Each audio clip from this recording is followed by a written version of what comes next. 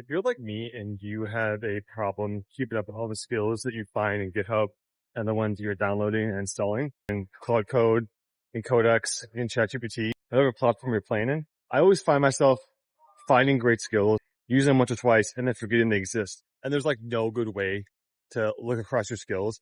I've tried to like have Claude Code put them in a markdown file and it just goes back to the same ones. Or sometimes it doesn't even grab the skill I want or even grab the skill at all. So I've built, I think V1 of a new tool that will display as like a dashboard and help you determine all of the skills that you should be using for a given problem. So the way this is working so far is I've got all the skills lined out. It shows the skills that are complementary, the skills that overlap, and then even some conflicting skills that might confuse your AI tool. Then it also shows a chain of skill usage.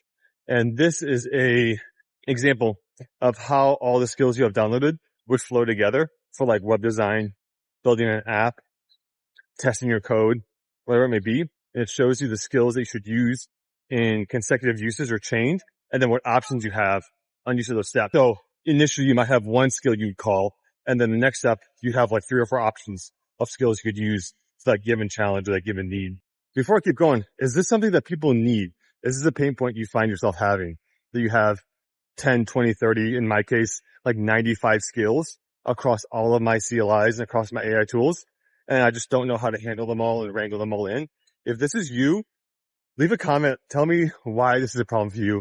Tell me if you have any ideas on how to solve this. I'm on V1.